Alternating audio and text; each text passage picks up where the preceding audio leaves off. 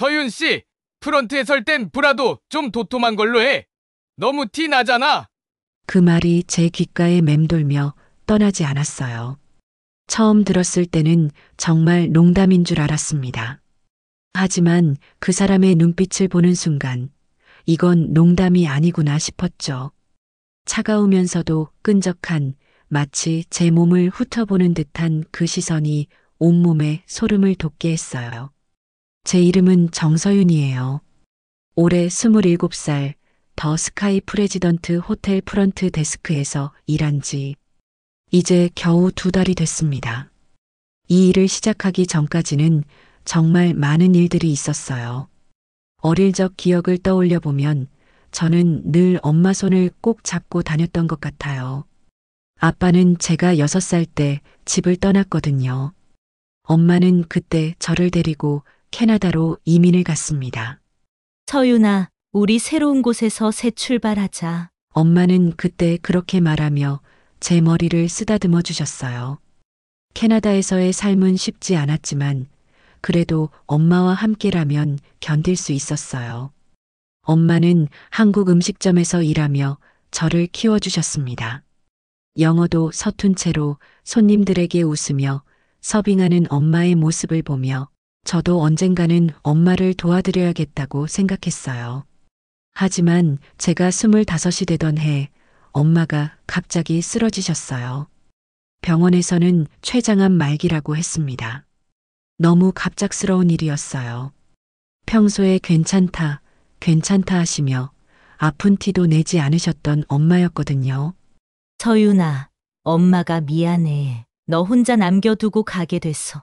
마지막 순간까지도 엄마는 제 걱정만 하셨어요. 그리고 돌아가시기 전 엄마가 마지막으로 하신 말씀이 있었어요. 한국에 가면 외할머니가 계셔. 외할머니한테 가렴. 그리고 서윤아, 너는 혼자가 아니야. 엄마가 하늘에서 지켜볼 거야. 엄마를 떠나보낸 후 저는 정말 막막했어요. 캐나다에서 혼자 살아갈 자신도 없었고 그렇다고 한국으로 돌아간다는 것도 두려웠거든요. 하지만 엄마의 마지막 당부를 잊을 수 없어서 결국 한국행 비행기에 몸을 맡겼습니다.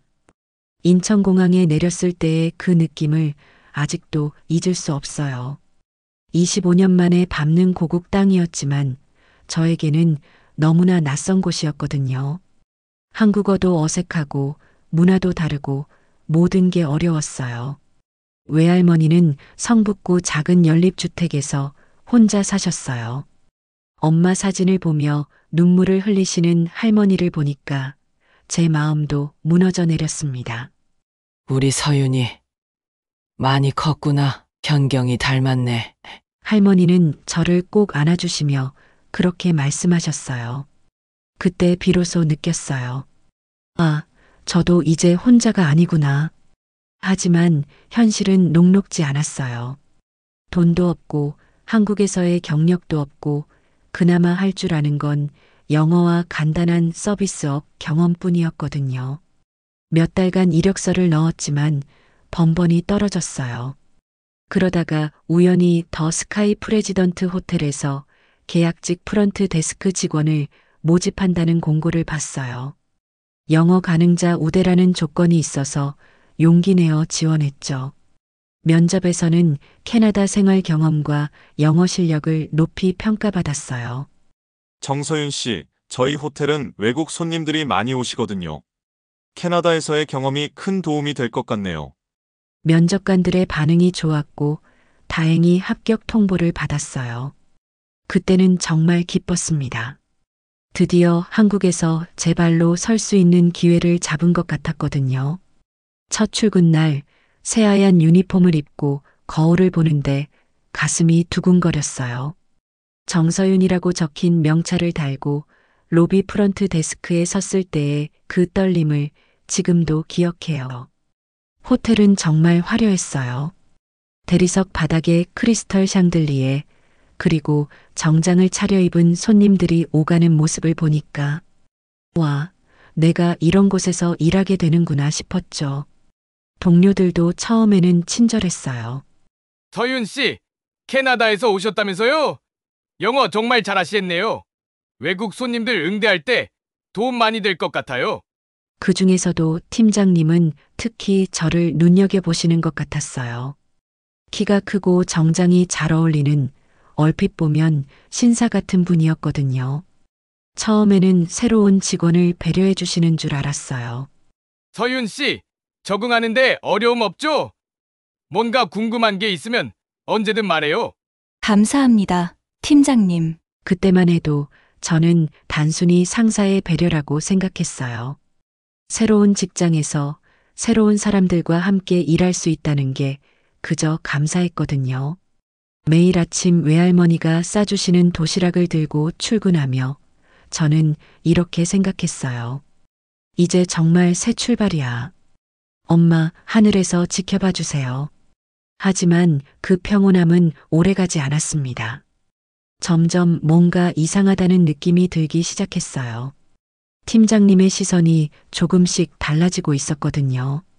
그리고 그 운명의 날이 왔습니다. 평소처럼 웃으며 손님을 맞이하고 있는데 팀장님이 제 옆으로 다가와서 그 말을 던졌어요. 서윤 씨, 프런트에 설 땐 브라도 좀 도톰한 걸로 해. 너무 티 나잖아.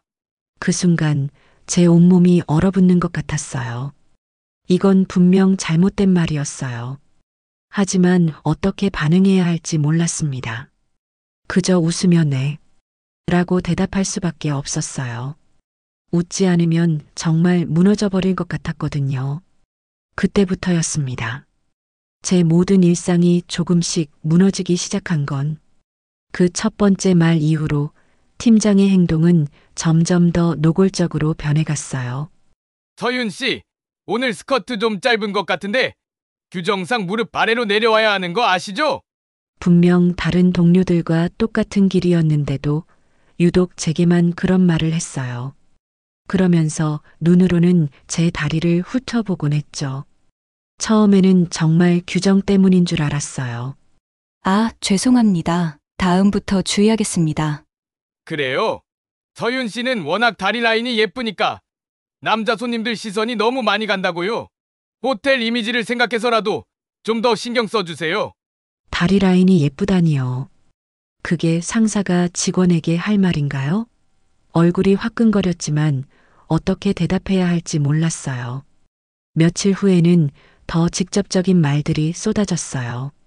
서윤 씨, 혹시 운동하세요? 엉덩이 라인이 참 이쁘던데. 예, 아, 미안. 그냥 건강해 보여서요. 요즘 젊은 분들 다 헬스 하잖아요. 서윤 씨도 헬스장 다녀요? 헬스장을 다니냐고 묻는 것도 이상했지만 엉덩이 라인이 이쁘다는 말에 온몸이 소름 돋았어요. 하지만 팀장 앞에서 불쾌하다고 말할 용기가 없었죠. 아니요. 따로 운동은 안 해요. 그래요? 그럼 나랑 같이 해봐요. 저도 헬스장 다니는데 같이 하면 재미있을 것 같은데요? 같이 운동하자고요? 이건 분명 선을 넘는 제안이었어요. 동료들이 지켜보는 앞에서 이런 말을 하다니.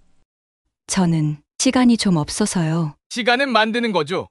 건강이 최고예요. 건강이. 그러면서 제 어깨를 툭툭 치는 거예요. 가벼운 스킨십인 척 하면서도 그 손길이 조금씩 길어지고 있었죠.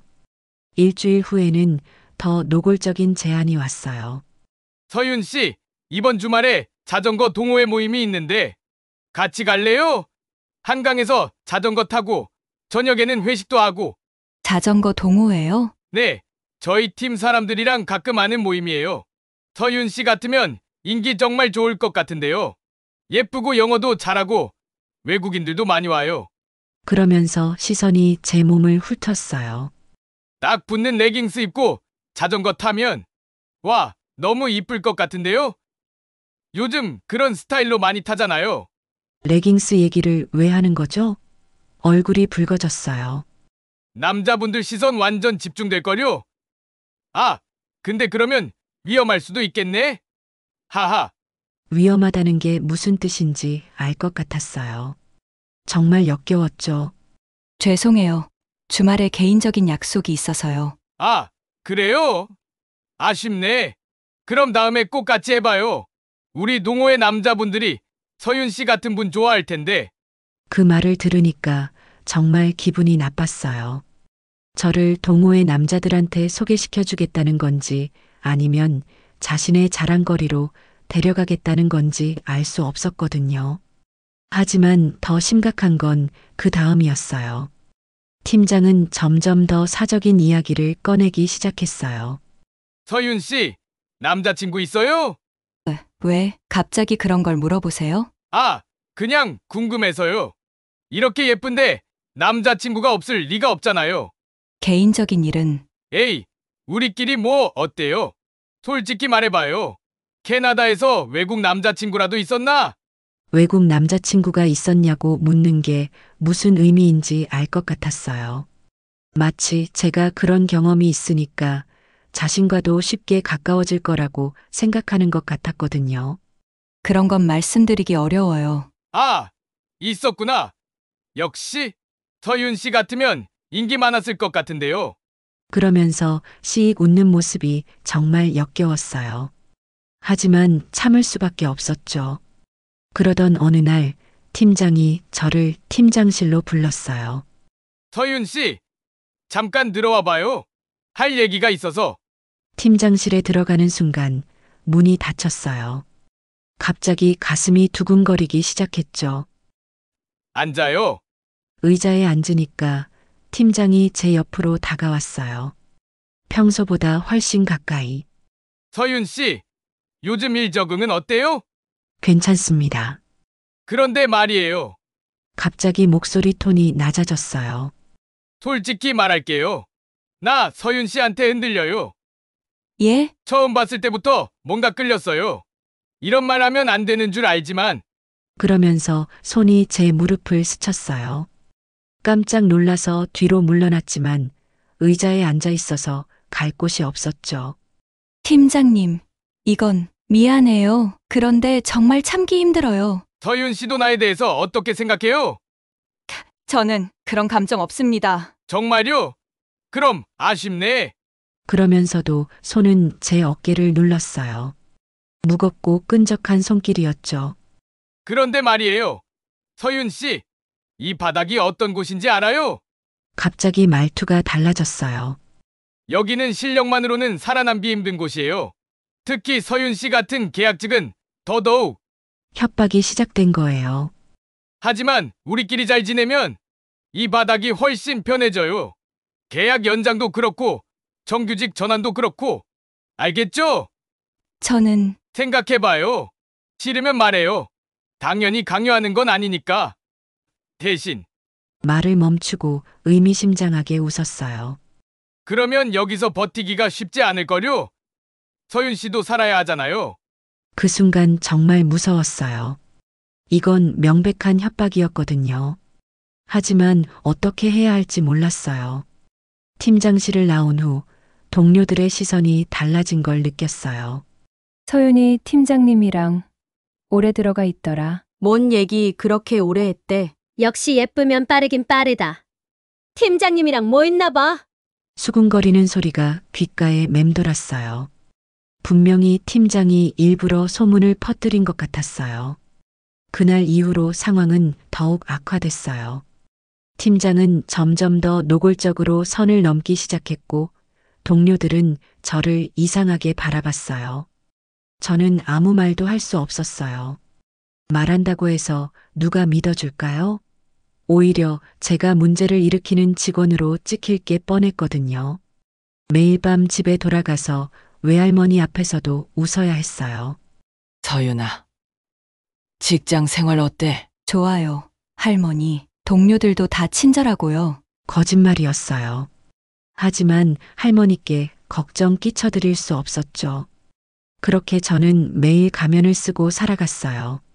로비에서는 웃는 얼굴로 손님을 맞이하고 팀장 앞에서는 어떻게든 피하려 노력하고 집에서는 괜찮은 척 연기를 했어요. 하지만 속은 조금씩 무너져가고 있었어요. 결국 저는 용기를 냈어요. 이대로 당할 수만은 없었거든요. 인사가 문을 두드릴 때 손이 얼마나 떨렸는지 몰라요. 하지만 더 이상 참을 수 없었어요. 안녕하세요. 신고하고 싶은 일이 있어서 왔습니다. 인사과 과장은 처음에는 관심 있게 들어주는 것 같았어요. 어떤 일인지 말씀해 보세요. 팀장님이 성희롱을 하고 있어요. 제 몸에 대해 부적절한 말을 하고 개인적인 만남을 강요하고. 하지만 제 말이 끝나기도 전에 과장의 표정이 변했어요. 잠깐만요. 혹시 김재현 팀장님 말씀하시는 건가요? 네, 맞습니다. 과장이 한숨을 쉬었어요. 그리고 목소리 톤이 차가워졌죠. 정서윤 씨, 김 팀장님은 이 호텔에서 아주 중요한 분이세요. 그분의 친척이 이사님이시거든요. 그 말을 듣는 순간 가슴이 철렁 내려앉았어요. 그러니까 함부로 그런 말씀하시면 안 됩니다. 증거라도 있나요? 증거요? 녹음이나 문자 같은 거 말이에요. 그런 것도 없이 단순히 말만으로는 성희롱이라고 보기 어렵습니다.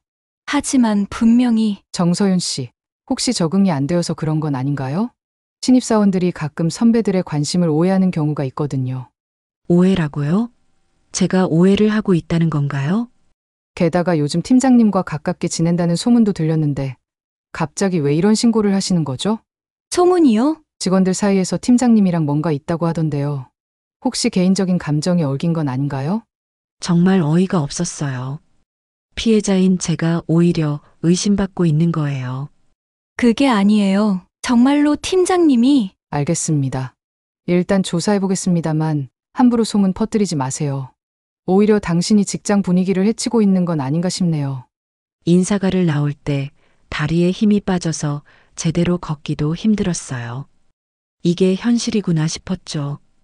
가해자는 보호받고 피해자는 의심받는. 그날 이후로 상황은 더욱 악화됐어요. 분명히 인사과에서 팀장에게 귀띔을 해준 것 같았어요. 서윤 씨, 요즘 무슨 일 있어요? 표정이 안 좋던데. 팀장이 비꼬듯 말했어요. 그 눈빛에는 내가 뭘 할 수 있겠느냐는 메시지가 담겨 있었죠. 그때부터 제 스케줄이 이상해지기 시작했어요. 서윤 씨, 오늘 점심시간 없어요. 대신 저녁에 일찍 들어가세요. 서윤 씨는 오늘 야간 근무로 바꿔주세요. 서윤 씨, 주말 근무 가능하죠? 거부할 수도 없었어요. 계약직인 제가 뭐라고 할 수 있겠어요? 점심도 제대로 못 먹고 쉬는 시간도 없고 주말에도 나와야 하고 몸이 점점 지쳐갔어요. 동료들의 시선도 더욱 차가워졌어요. 서윤이 왜 저러지? 뭔가 문제 일으켰나 봐. 원래 신입들이 그래. 적응 못하면서 트집 잡고 팀장님한테 뭐라고 했나 봐. 모든 게 제 잘못인 것처럼 만들어졌어요. 저는 점점 고립되어 갔죠. 식사를 제대로 못한 지도 일주일이 넘었어요. 아침에는 나올 시간이 없어서 굶고 점심시간은 빼앗기고 저녁에는 너무 늦어서 외할머니께 걱정 끼치기 싫어 안 먹는다고 거짓말했거든요. 잠도 제대로 못 잤어요. 매일 밤 팀장의 그 끈적한 시선과 협박하는 목소리가 귓가에 맴돌았거든요. 눈을 감으면 팀장실에서 있었던 일들이 자꾸 떠올랐어요. 그렇게 버틴 지 보름쯤 됐을까요? 그날도 평소처럼 로비에서 더 스카이 프레지던트입니다 하고 웃으며 전화를 받고 있었어요. 하지만 그 웃음 뒤로는 절망만 쌓여갔죠. 갑자기 머리가 핑 돌기 시작했어요. 며칠째 제대로 먹지 못해서 혈당이 떨어진 것 같았어요. 목소리가 떨리는 게 느껴졌어요. 손님이 뭔가 말씀하시는데 잘 들리지 않았어요. 죄송합니다만 다시 한번. 그 순간이었어요. 갑자기 눈앞이 깜깜해지면서 온몸에 힘이 빠졌어요. 그대로 바닥에 쓰러졌어요. 깨어났을 때는 병원이었어요. 링거를 맞고 있었고 옆에는 걱정스러운 표정으로 저를 지켜보는 외할머니가 계셨어요. 서윤아, 정신 들었구나. 얼마나 놀랐는지 몰라. 할머니, 여기가 어디예요? 병원이야. 호텔에서 쓰러져서 응급실로 실려왔다고 하더라. 의사 선생님이 들어오셨어요. 의식이 돌아왔네요. 급성 저혈당과 극도의 스트레스로 인한 실신입니다. 며칠 동안 제대로 식사를 못 하셨죠? 할머니가 깜짝 놀라며 저를 보셨어요. 서윤아, 밥을 안 먹었다고? 할머니, 죄송해요. 지금 사과할 일이 아니야. 도대체 직장에서 무슨 일이 있었던 거야? 할머니는 간병을 위해 급하게 집에서 제 신분증과 가족관계 증명서 등 필요한 서류들을 가져오셨어요. 응급실에서는 환자의 신상정보 확인이 필요하거든요. 그런데 서류를 정리하던 병원 행정직원이 뭔가 이상하다는 표정을 지었어요. 이 주소하고 출생지가. 그 직원이 제 출생증명서를 자세히 보더니 갑자기 놀라는 표정을 지었어요. 혹시 실례지만 아버님 성함이 정민호 씨 맞나요? 할머니가 깜짝 놀라며 대답하셨어요. 맞는데 어떻게 그걸 아세요? 아, 그게 저희 병원이 더 스카이 프레지던트 호텔 계열 의료재단 소속이거든요.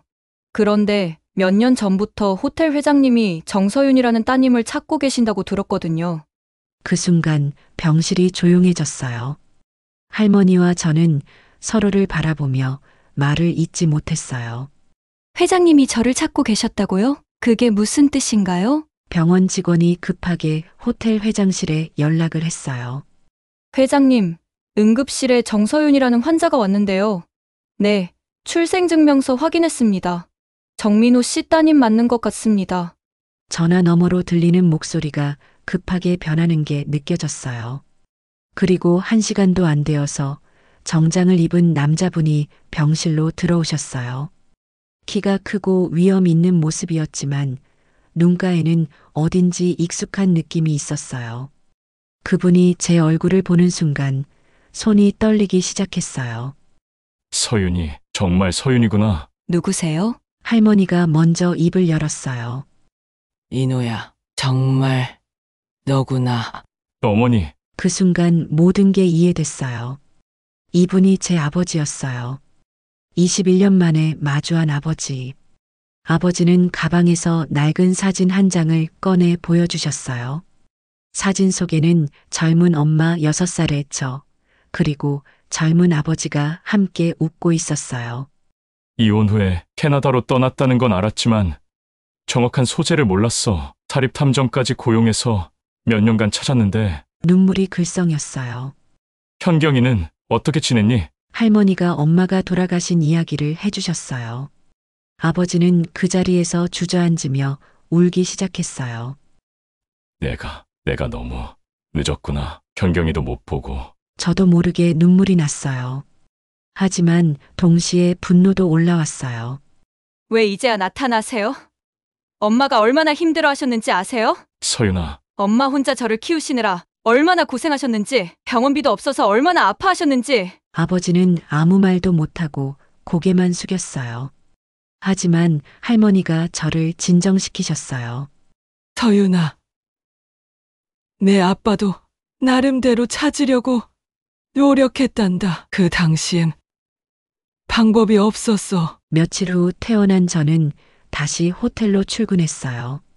하지만 아버지는 이제 제가 호텔에서 어떤 일을 당했는지 모든 걸 알고 계셨어요. 서윤아, 내가 당한 일들을 들었어. 정말 미안하다. 아버지가 미안해할 일은 아니에요.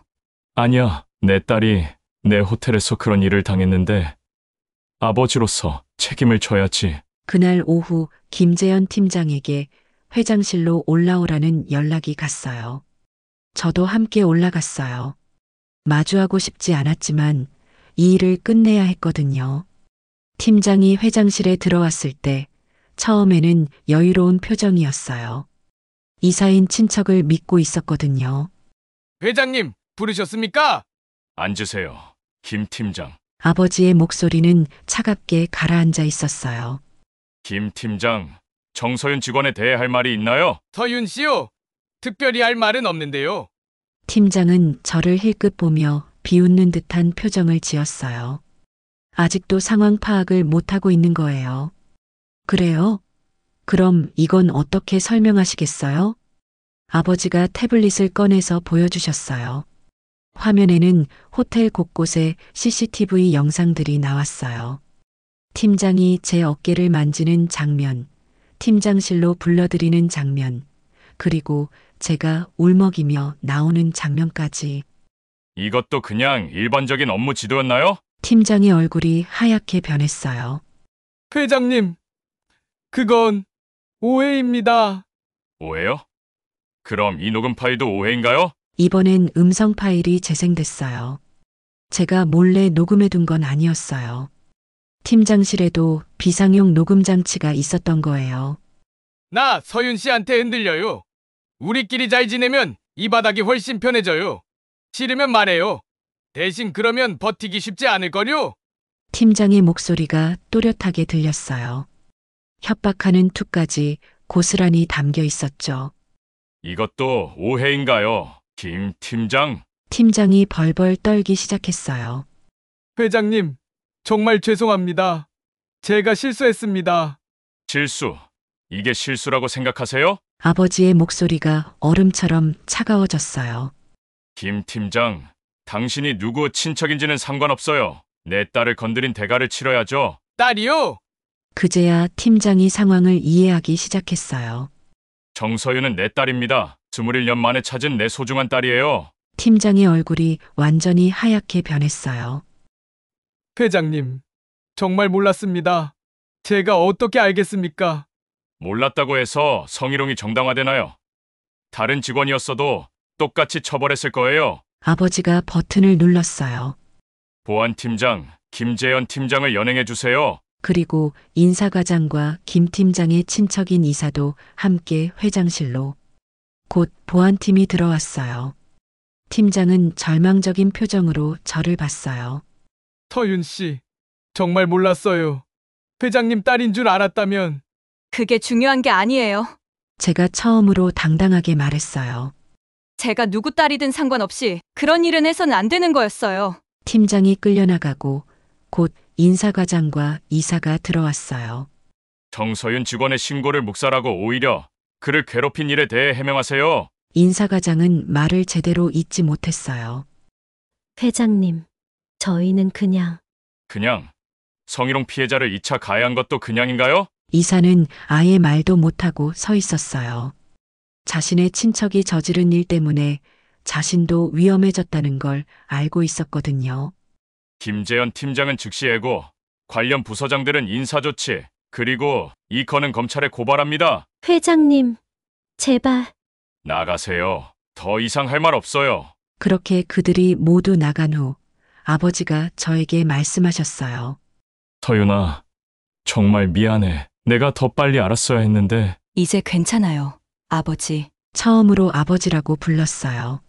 그런데 서윤아, 호텔에 감찰실을 새로 만들려고 해. 내가 맡아주면 좋겠는데. 어떻게 생각해?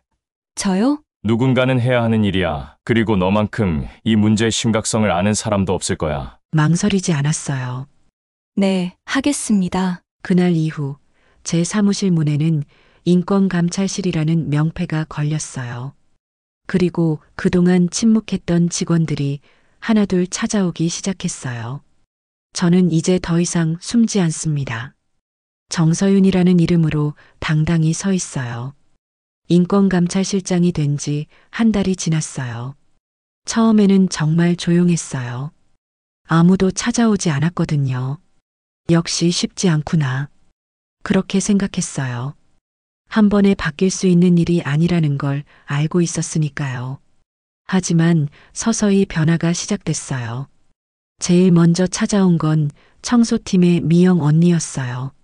40대 중반의 조용한 분이셨는데 문을 두드리고 들어오시면서 눈물을 글썽이셨어요. 서윤 씨, 아니, 실장님, 제가 용기를 내서 왔어요. 편하게 말씀하세요, 언니. 저도 비슷한 일을 당했어요. 몇 년 전부터 어떤 부장님이 계속 미영 언니의 이야기를 들으면서 가슴이 아팠어요. 저보다 훨씬 오랫동안 더 심한 일들을 당하셨던 거예요. 왜 그동안 말씀 안 하셨어요? 누가 믿어주겠어요? 저 같은 청소부 말을. 게다가 그분은 임원이셨고. 이제는 다릅니다. 제가 도와드릴게요. 그날부터 본격적인 조사가 시작됐어요.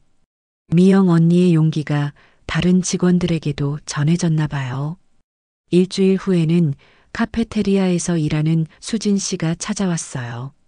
실장님, 저도 할 말이 있어요. 그 다음 주에는 객실팀의 은영 씨, 그 다음에는 마케팅팀의 정호 씨까지. 생각보다 많은 분들이 비슷한 일을 겪고 계셨어요. 놀란 건 남자 직원들도 피해를 당하고 있었다는 거예요. 정호 씨는 여성 상사로부터 지속적인 성희롱을 당했다고 털어놓았어요. 처음에는 농담인 줄 알았어요. 하지만 점점 심해지더라고요. 남자라서 더 말하기 어려웠어요. 모든 사례를 하나하나 꼼꼼히 조사했어요. 증거를 수집하고 증인을 찾고 관련 CCTV를 확인했어요. 아버지는 제게 모든 권한을 주셨거든요. 서윤아, 내가 필요한 건 다 해줄 테니까 제대로 해봐. 조사 과정은 쉽지 않았어요. 일부 가해자들은 아직도 자신들의 권력을 믿고 있었거든요. 이게 뭐냐? 호텔 회장 딸이라고 해서 이렇게 나대는 거야? 마케팅 본부장이 제게 화를 내며 말했어요. 본부장님, 저는 인권감찰실장으로서 업무를 하고 있는 거예요. 업무? 이딴 걸 업무라고 하나? 하지만 저는 더 이상 예전의 정서윤이 아니었어요. 네, 이것도 엄연한 업무입니다. 그리고 본부장님도 조사 대상 중 한 분이세요. 뭐? 정호 씨 건으로 조사를 받으셔야 합니다. 그의 얼굴이 굳어졌어요. 하지만 저는 더 이상 물러서지 않았어요. 석 달 후 첫 번째 조사 보고서가 나왔어요. 총 15건의 성희롱 사건이 확인됐고 관련자 8명이 징계를 받았어요. 그중 3명은 해고, 5명은 정직 처분이었어요. 아버지는 전 직원이 모인 자리에서 공식 사과를 하셨어요. 그동안 우리 호텔에서 이런 일들이 있었다는 것을 진심으로 사과드립니다. 다시는 이런 일이 없도록 시스템을 완전히 바꾸겠습니다. 그리고 저에게도 말씀하셨어요. 서윤아, 고마워. 내가 아니었다면 이런 일들이 계속 묻혔을 거야. 당연한 일을 했을 뿐이에요, 아버지. 하지만 가장 큰 변화는 직원들의 인식이었어요. 이제는 누구든지 편하게 인권감찰실을 찾아올 수 있게 됐거든요. 실장님 덕분에 이제 안심하고 일할 수 있어요. 미영 언니가 웃으며 말씀하셨어요. 정말 고마워요, 서윤아. 수진 씨도 예전보다 훨씬 밝아진 모습이었어요. 그날 저녁 외할머니와 함께 저녁을 먹으면서 할머니가 말씀하셨어요. 서윤아, 할머니가 보기에 넌 정말 많이 강해졌더라. 그런가요? 그래, 예전에는 항상 무언가에 떨고 있는 것 같았는데 이제는 당당해 보여. 할머니의 말씀을 들으니까 정말 그런 것 같았어요. 예전에 저는 항상 누군가의 시선을 의식하고 문제를 피하려고만 했거든요. 할머니, 제가 이 일을 계속해도 될까요? 왜 그런 걸 물어? 가끔 너무 힘들어요. 사람들의 아픈 이야기를 듣다 보니까. 할머니가 제 손을 잡아주셨어요. 서윤아, 내가 겪은 아픔이 헛되지 않았구나. 그 아픔으로 다른 사람들을 도울 수 있게 됐잖아.